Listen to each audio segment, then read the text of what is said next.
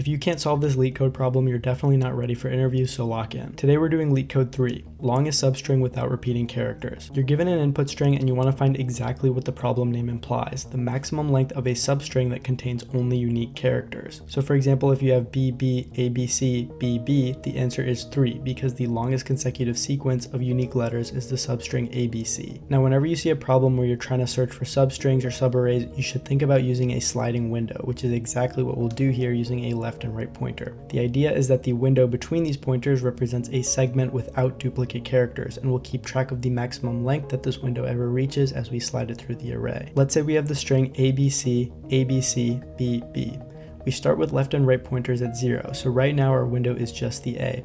Remember, our goal is to make the largest window possible, and we do that by constantly trying to increment the right pointer.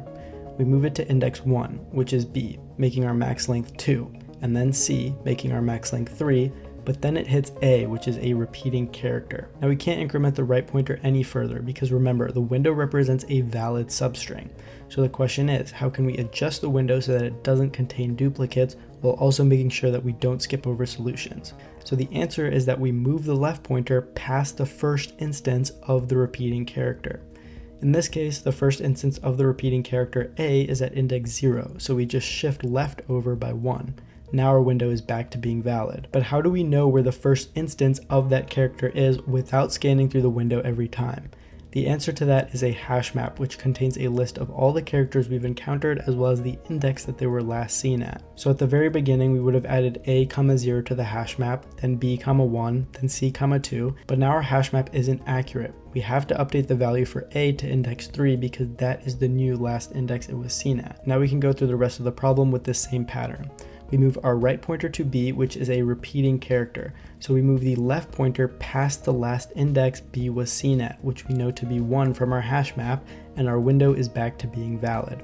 Then we also update the hash map by changing the value for B to 4. Then we increment the right pointer to C, which again is a duplicate, so we shift the left pointer past the first C and update the hash map again. Then we increment the right pointer to B, which is also a duplicate.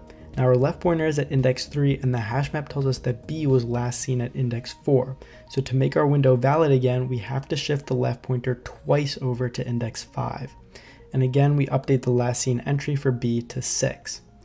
Then we move the right pointer again to the last B. Check the hash map to see if it's a repeating character, see that it is, and then we move the left pointer past the first instance of it, which was 6. And at this point, we have scanned through the entire array. The maximum length of a valid window throughout this entire process was 3, so that's what we return. And that's about it. Follow for more.